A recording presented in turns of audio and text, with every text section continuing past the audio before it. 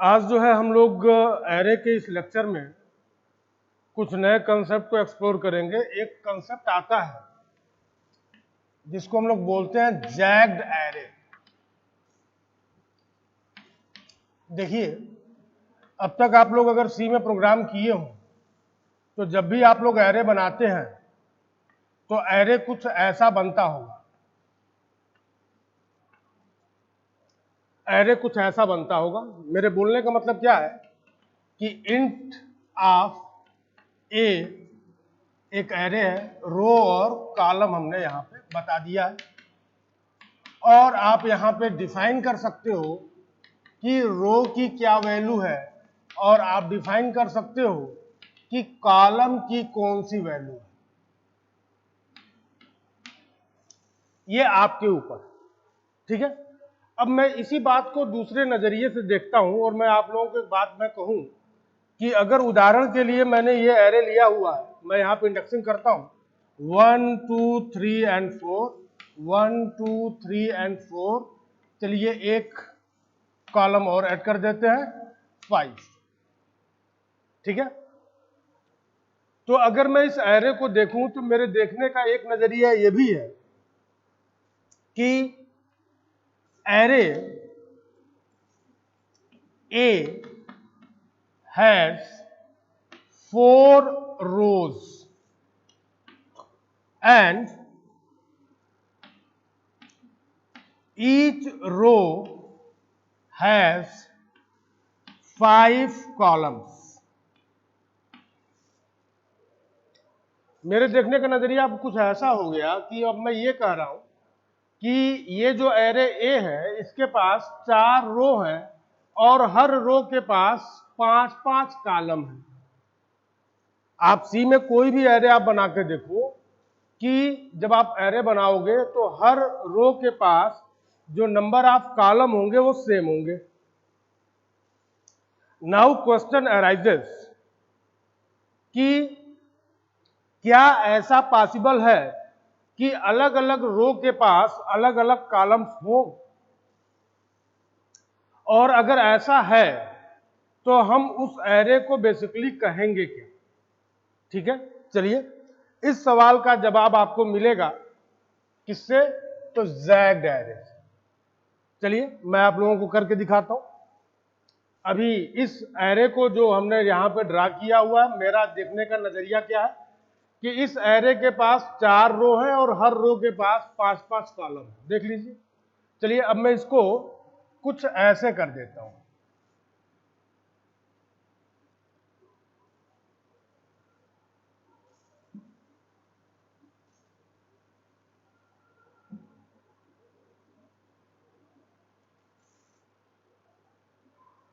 अब जरा देखिए,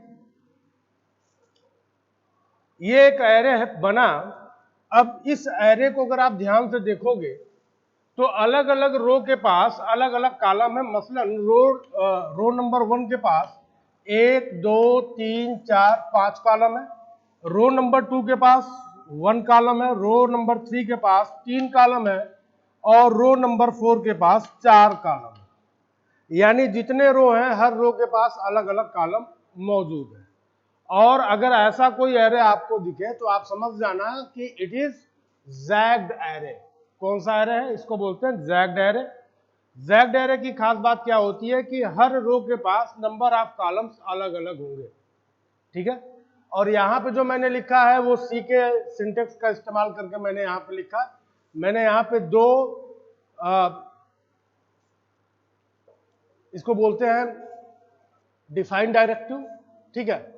और ये जो हमारा है इसको बोलते हैं मैक्रो। तो रो और कॉलम मैक्रो है और इस मैक्रो का एक्सपेंशन कैसे होगा, तो आप यहाँ पे कोई वैल्यू दोगे। मसलन मैंने अगर यहाँ पे वैल्यू दे दी है 5 और यहाँ पे मैंने वैल्यू दे दी है 10, तो हम बोलेंगे कि मैक्रो जो है रो उसके करस्पॉन्डिंग एक्सपेंशन क्या है 5, और जो मैक्रो है कॉलम उसके करस्पॉन्डिंग जो एक्सपेंशन है वो है 10, ठीक है। तो ये डिफाइन मैक्रोज है, ठीक है। उसको जो है डायरेक्टिव बोलते हैं, हैज डिफाइंड डायरेक्टिव, ठीक है। तो ये कंसेप्ट था किसका, जैग्ड एरे, ठीक है। एग्जैक्ट एरे जहां पे हर रो के पास अलग अलग कॉलम होंगे। चलिए, ये एजेंडा जो है हम लोगों ने डिस्कस कर लिया। चलते हैं अपने अगले एजेंडे की तरफ, जहां पे हमसे पूछा जा रहा है कि एक आइडेंटिटी है, इसका प्रूफ आपको देना है। आइडेंटिटी क्या है कि कहा गया है कि S equals to 1 plus 2 plus 3 plus 4 plus plus plus plus n, और कहा जा रहा है कि ये जो यस है, इस यस की वैल्यू क्या होगी, तो n इंटू n प्लस 1 अपान 2 होगी। ये हम सबको पता है कि फर्स्ट n नेचुरल नंबर का जो सम होता है वो क्या होता है, n इंटू n प्लस 1 अपान 2।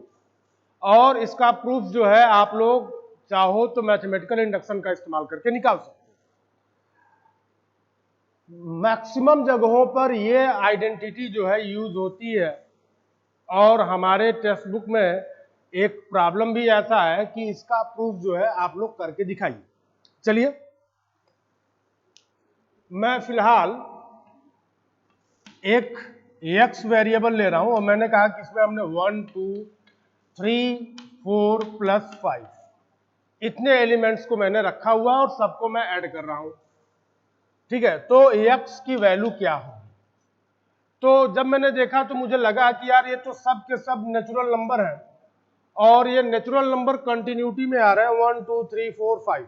ठीक है, तो हमने कहा कि क्यों ना हम x को ऐसे लिख दें, 5 प्लस 4 प्लस 3 प्लस 2 प्लस 1, और मैंने कहा इट इज 2। अब जरा इन दोनों को जोड़िए, तो जब आप इन दोनों को जोड़ोगे तो ये हो जाएगा 2x, और हर टर्म आपस में जुड़ने के बाद क्या हो जाएगा, 6 हो जाएगा।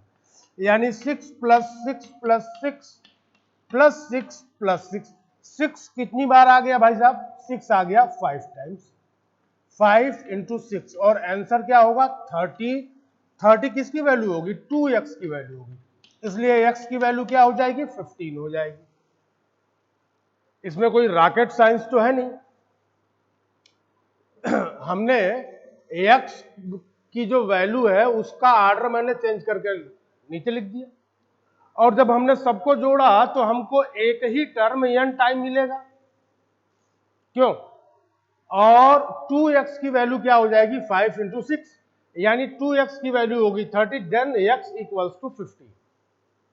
ठीक है, आगे चलते, दिस इज द बेसिक। और अब इसी बेसिक का इस्तेमाल करके हम लोग इसको लिख सकते हैं। कैसे लिख सकते हैं, तो चलिए इसको हम लोग लिखते हैं।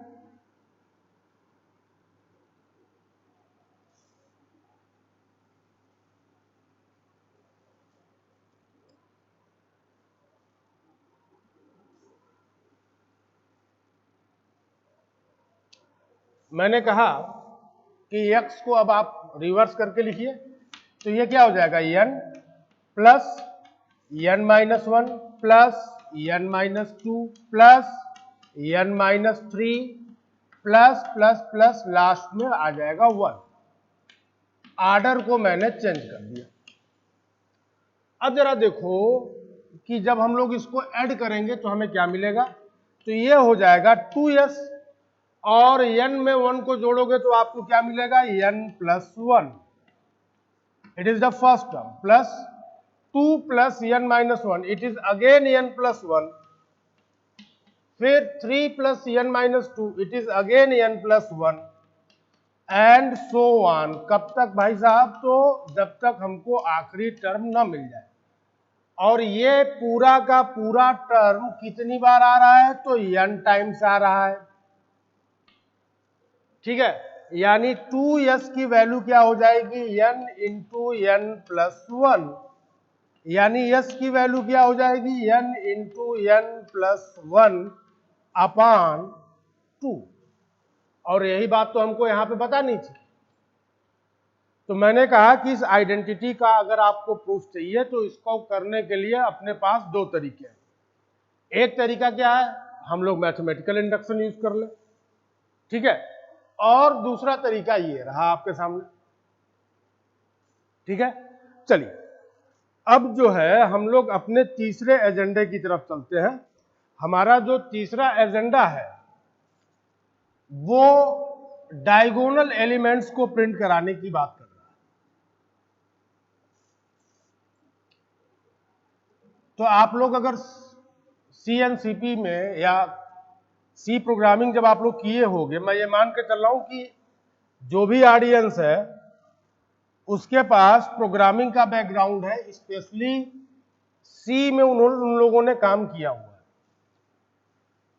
तो अगर हम लोग डायगोनल एलिमेंट की बात करते हैं तो आप लोग क्या करते थे? तो आप लोग लूप चलाते थे for i equals to 0, i less than row i plus plus. फिर दूसरा लूप चलता था for j equals to 0, j less than column and j plus plus. उसके बाद क्या करते थे? आप लोग लिखते थे if i equals to j, print %d a of i and j। ऐसे आप लोग लिखते थे। जहां पे हमारे पास एरे ए जो है एक स्क्वायर एरे होता था। भाई अगर स्क्वायर एरे नहीं होगा तो हम लोग कभी भी डायगोनल एलिमेंट की बात नहीं कर सकते। डायगोनल एलिमेंट तभी आपको मिलेगा जब आपके पास एरे या जो मैट्रिक्स हो वो कैसा हो? स्क्वायर हो। स्क्वायर बोलने का मतलब क्या है? कि जितने नंबर ऑफ रो है उतने नंबर ऑफ कॉलम है। क्लियर है? फिर आप ऐसा लूप चलाते थे और कंपेयर करते थे कि अगर आई और जे दोनों की वैल्यू सेम हो जाएगी, ठीक है, तो हमको क्या मिल जाएगा? डायगोनल एलिमेंट मिल जाएगा। आप लोग इसको लिख लीजिए, इसको आप लोग लिखिए। तब तक मैं बगल में जो है आप लोगों को समझाने के लिए एक एरे में बना रहा हूं 3x3 का।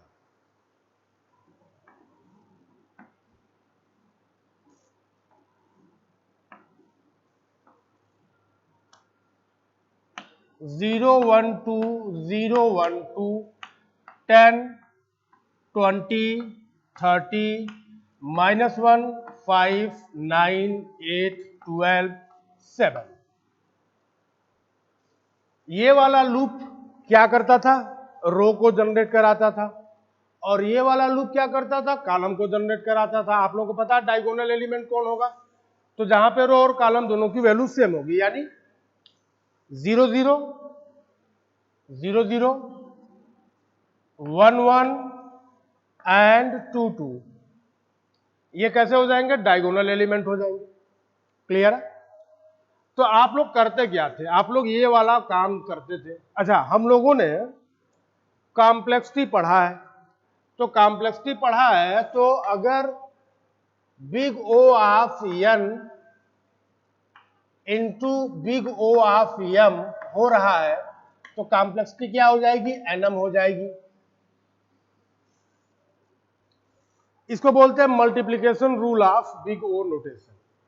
यानी जहां कहीं पर भी नेस्टिंग होगी, लूप की नेस्टिंग होगी, वहां कॉम्प्लेक्सिटी आप बढ़ा रहे हो। ठीक है, ये एक तरीका है जो आपको सॉल्यूशन दे रहा है। नाउ क्वेश्चन अराइजेस कि क्या हमको सॉल्यूशन चाहिए?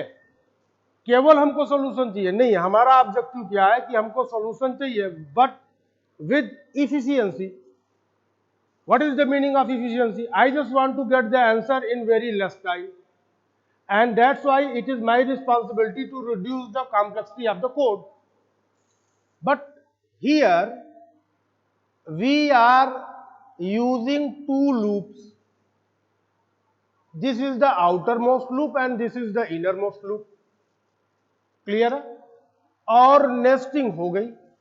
तो जब नेस्टिंग होगी तो कॉम्प्लेक्सिटी तो नो डाउट बढ़ेगी। क्यों? क्योंकि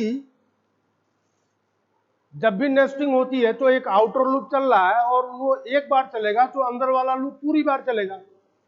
यानी आई की हर एक वैल्यू के लिए जे जो है 0 से लेकर कॉलम तक, कॉलम -1 तक चलेगा। क्लियर है? तो कॉम्प्लेक्सिटी क्या हो रही है? बढ़ रही है, बट सॉल्यूशन यही छुपा हुआ है। 0 0 1 1 2 2, जहां पे रो और कॉलम दोनों सेम हो गया। और मजे की बात, डायगोनल एलिमेंट हम लोग प्रिंट करा सकते हैं। कब प्रिंट करा सकते हैं भाई?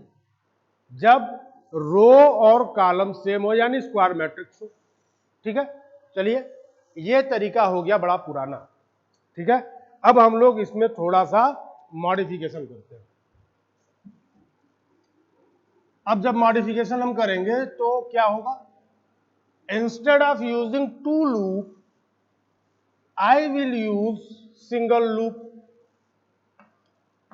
for I equals to 0, I less than रो। ये आपके ऊपर है, आप यहां पे रो लिखना चाहते हो रो लिखो, आप यहां पे कॉलम लिखना चाहते हो आप column, it is up to you. ठीक है, फिर हम लोग क्या करेंगे? I प्लस प्लस कर देंगे और यहां प्रिंट करा देंगे। क्या प्रिंट कराएंगे? Print of %d a of I and I। अब जरा देखो ये लूप कितनी बार चलेगा? अगर मैंने कहा कि रो की वैल्यू है 3, तो लूप कितनी बार चलेगा? 3 बार। I इक्वल्स टू 0 के लिए, I इक्वल्स टू 1 के लिए, I इक्वल्स टू 2 के लिए। और उस केस में A ऑफ I क्या हो जाएगा? तो A of 0 0, A of 1 1, A of 2 2। अब जरा देखो तो यहां पे लूप कितनी बार चल रहा है? यहां लूप चल रहा है 1 बार। ठीक है, अब मैं इसको जनरलाइज करता हूं। स्क्वायर मैट्रिक्स अगर है और पुराना तरीका हम इस्तेमाल करेंगे तो रो और कॉलम दोनों सेम है, तो कॉम्प्लेक्सिटी कितनी हो जाएगी? Big O of n square. और इस केस में हमारी कॉम्प्लेक्सिटी कितनी होगी? Big O of n। अब प्रश्न ये उठता है कि भाई साहब n स्क्वायर और n, इन दोनों में कौन बढ़िया है? तो n स्क्वायर और n ये दो फंक्शन है, किसका ग्रोथ रेट सबसे तेज होगा? n स्क्वायर का रेट सबसे तेज होगा। ठीक है, तो इस तरीके से हम लोग क्या कर सकते हैं? तो ये जो तरीका है, इस तरीके का इस्तेमाल करके हम लोग बड़े आराम से डायगोनल एलिमेंट प्रिंट करा सकते हैं। ठीक है, आप लोग इसको लिखिए, फिर हम लोग अपने अगले एजेंडे की तरफ चलते हैं।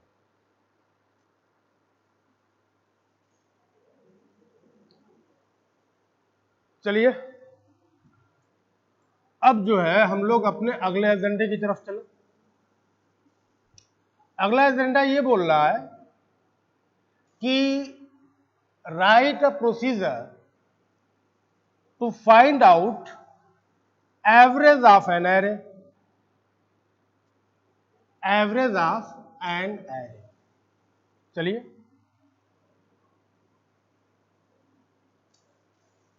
इसको समझते हैं।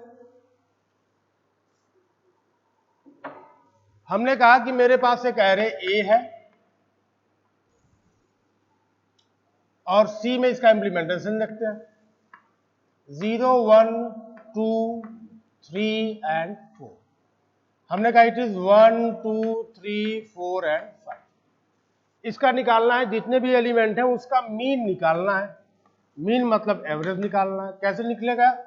तो जितने भी एलिमेंट है सारे एलिमेंट को जोड़ दीजिए, तो 1 + 2 + 3 + 4 + 5 अपान 2, 1 से लेके 5 तक। ठीक है, तो 1 से लेके 5 तक तो क्या हो जाएगा? 5 × 5 + 1 अपान 2, 5 × 6 अपान 2, इट इज 15। तो ये चीज क्या आ जाएगी? ये आ जाएगा 15 अपान 2, और 15 अपान 2 जब आप करोगे तो ये आ जाएगा 7। बट आंसर क्या होना चाहिए था? 7.5। क्लियर है? अब दिक्कत है यहां, क्योंकि जब आप इसको कंप्यूटर प्रोग्रामिंग में इंप्लीमेंट करोगे, कंप्यूटर पे इंप्लीमेंट करोगे, तो आपको क्या मिलेगा कि भाई साहब इंटीजर और इंटीजर का ऑपरेशन अगर परफॉर्म हो रहा है तो we are going to get integer. Actual में इसका जवाब क्या आएगा? इसका जवाब आएगा 7.5। तो जब हम लिख रहे हैं 7.5 तो इसमें इंटीजर पार्ट क्या है? 7, और 0.5 क्या है? It is the fractional part, this is the fractional part. Fractional part क्या हो जाएगा? डिस्कार्ड हो जाएगा। हमको अब क्या करना पड़ेगा? हमको या तो मैं इस 15 को फ्लोट में कन्वर्ट कर दूं, या फिर इस 2 को मैं फ्लोट में कन्वर्ट कर दूं। फायदा क्या होगा? फायदा ये होगा कि इंटीजर और फ्लोट का जब भी ऑपरेशन परफॉर्म होगा हमको क्या मिलेगा? तो हमको मिलेगा फ्लोट। इंटीजर और डबल का ऑपरेशन परफॉर्म होगा, रिजल्टेंट हमको डबल मिलेगा। फ्लोट और डबल का होगा तो डबल मिलेगा। क्लियर है? तो ये फंडामेंटल आप लोगों को पता होगा, ऐसा मेरा विश्वास है। चलिए ये काम हम लोग करते हैं। तो मुझे यहां पे एक स्यूडो कोड लिखना है, तो मैं एक स्यूडो कोड में लिखता हूं और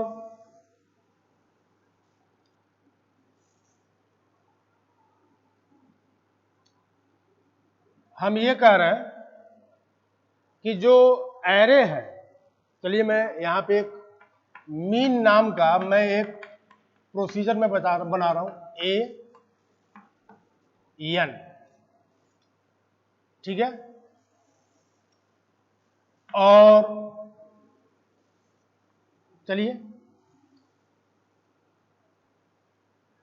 A क्या है? A is the linear array. Linear array बोलने का मतलब क्या है कि इट इज वन डायमेंशनल। और n क्या बताएगा? तो n बता रहा है साइज ऑफ एरे। क्या बता रहा है? Size of. चलिए, तो मैंने कहा step 1, set sum equals to 0। मैंने एक वेरिएबल लिया सम नाम का और उसकी वैल्यू को मैंने सेट कर दिया 0। ठीक है। अब मैं एक काम कर रहा हूं, मैंने कहा कि फॉर i इक्वल्स टू 1, मैं ये मान के चल रहा हूं कि हमारा जो एरे है वो कहां से स्टार्ट हो रहा है? तो इट इज स्टार्टिंग फ्रॉम 1 और मैक्सिमम साइज क्या है? n। तो मैंने एक लूप चलाया i equals to 1 to n, और फिर मैंने क्या लिखा? Sum equals to sum plus a of i। a of i को सम में हमने क्या कर दिया? जोड़ दिया। जब ये लूप टर्मिनेट होगा तो सम में एरे ए के जितने भी एलिमेंट हैं सबका सम आ जाएगा। और ये क्या हो गया? एंड ऑफ लूप, लूप का एंड हो गया।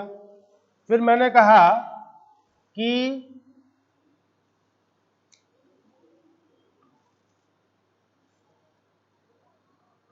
एक वेरिएबल हम ले लेते हैं और एवरेज, एवरेज इक्वल्स टू क्या कर दे? Sum by en, sum by en कर लिया। और इसी एवरेज को हम क्या कर ले? प्रिंट करा लें, प्रिंट एवरेज। और अब इसको क्या कर दे? स्टार।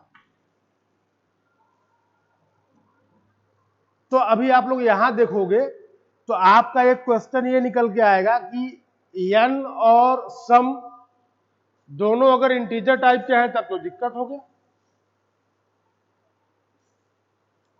तो ये लैंग्वेज स्पेसिफिक हो जाएगा। ठीक है। ये किसके ऊपर निर्भर करेगा? तो ये निर्भर करेगा कि हमारा जो प्रोग्रामर है उसके पास क्या बुद्धि है, क्या सोचने का तरीका है। क्योंकि हम लोग टाइप कास्टिंग तो स्यूडो कोड में नहीं दिखा, हमने बस आपको बता दिया। ठीक है। तो चलिए हम लोग ये जो स्यूडो कोड है, उम्मीद है कि आप लोग इस स्यूडो कोड को जो है इंप्लीमेंट कर लेंगे। अगले लेक्चर में हम लोगों का एजेंडा क्या होगा? अगले लेक्चर में हमारा जो एजेंडा होगा वो मल्टी डायमेंशनल एरे को लेके होगा। हम लोग मल्टी डायमेंशनल एरे को कंसीडर करेंगे और मल्टी डायमेंशनल एरे का जो है एड्रेस कैसे कंप्यूट होगा, ये काम हम लोग करेंगे और तब जाके हम लोग फिजिबल हो पाएंगे कि स्टैक और क्यू के बारे में पढ़ सकते। ठीक है, जब स्टैक और क्यू की बात आएगी तो उसके इम्प्लीमेंटेशन की भी बात आएगी। ठीक है, तो ऐसी तमाम चीजें जो है हम लोगों को एक्सप्लोर करनी है। फिलहाल आप लोग इसको लिखिए।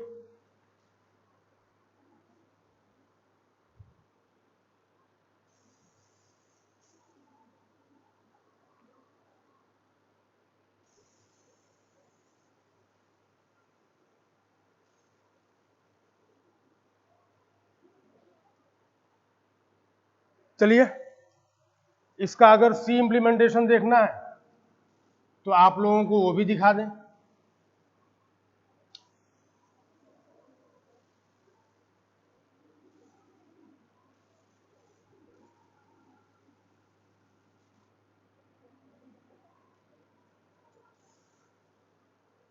मैंने एक एरे ए जो है उसको ग्लोबली मैंने ले लिया है और मैं इसको इनिशियलाइज कर रहा हूं 1 2 3 4 एंड 5। ठीक है, और मैंने प्रोसेस बनाया है वायर्ड मीन ए और हम इसमें पास करेंगे इंट साइज। ठीक है, अभी हमने केवल एक एलिमेंट पास किया है साइज। एरे ए जो है वो ग्लोबली अवेलेबल है। मैंने यहां पे एक वेरिएबल लिया इंट आई और सम उसको इनिशियलाइज कर लिया 0 से और हमने लिया रिजल्ट को जो है हम लोग रियल नंबर यानी फ्लोट ले लेते हैं। फ्लोट में हमने क्या लिया, हमने लिया रिजल्ट। अब मैं काम करता हूं, मैं लूप चलाता हूं for i equals to 0 i less than क्या साइज और i प्लस प्लस। हमने क्या लिखा है यहां पे, हमने लिखा sum equals to sum plus a of i। ठीक है, और अब लूप जब खत्म होगा तो क्या करें, तो हम ले लें result equals to sum upon 2.0f। ध्यान दीजिए, C में 2.0 और 2.0f ये क्या है, तो इट इज डबल और it is float. By default float is always treated as double. और अगर आप कोई साइंटिफिक कैलकुलेशन कर रहे हो उसके लिए आपको प्रोग्राम लिखना है जहां पे रियल नंबर के साथ आपकी डीलिंग है। Don't rely on float, don't rely on double, always use long double. Long double का प्रिसीजन सबसे ज्यादा होता है, उसके बाद डबल, उसके बाद फ्लोट। क्लियर? चलिए, रिजल्ट में रिजल्ट आ गया। देखिए ये हमारा इंटीजर था, integer is divided by float, तो result will be always float. और यहां पे हम लोग क्या करें, तो यहां पे लिख के print of %f for float format specifier क्या प्रिंट करा दिया गया, रिजल्ट। ठीक है, ऐसे काम हो सकता है। अगर आपको लगता है कि भाई साहब हमको रिजल्ट रिटर्न कराना है, कोई बात नहीं, हम इसको फिर कुछ ऐसे लिखेंगे। थोड़ा सा मॉडिफिकेशन करना होगा। क्या मॉडिफिकेशन करना होगा, तो मुझे इस मीन ए का रिटर्न टाइप क्या बता देना होगा, फ्लोट। और मैं यहां पे क्या यूज कर लूंगा, रिटर्न स्टेटमेंट। रिटर्न क्या, रिजल्ट। ठीक है, तो इसके पहले जब मैंने लिखा था वाइड और अब मैंने लिखा फ्लोट, तो दोनों में अंतर है। देखिए दो चीजें होती है, एक को बोलते हैं प्रोसीजर और एक को बोलते हैं फंक्शन। प्रोसीजर क्या होता है, तो प्रोसीजर बोलने का मतलब वो जो जब भी कॉल होगा, प्रोसीजर जब भी कॉल होगा हमको कोई वैल्यू रिटर्न नहीं करेगा। और अगर हम लोग बोलेंगे फंक्शन, तो फंक्शन जब भी कॉल होगा, जब भी कॉल होगा, it will certainly return us a value. This is the major difference between function and procedure. ठीक है, तो प्रोसीजर कैसा है? प्रोसीजर क्या बता रहा है कि जब भी कॉल होगा ये कोई भी वैल्यू जो है वो रिटर्न नहीं करेगा, और फंक्शन कह रहा है कि हम जब भी कॉल होंगे हम आपको एक वैल्यू रिटर्न करेंगे। ठीक है, तो बाकी सारी चीजें हम लोग अगले वीडियो में डिस्कस करेंगे। Thank you.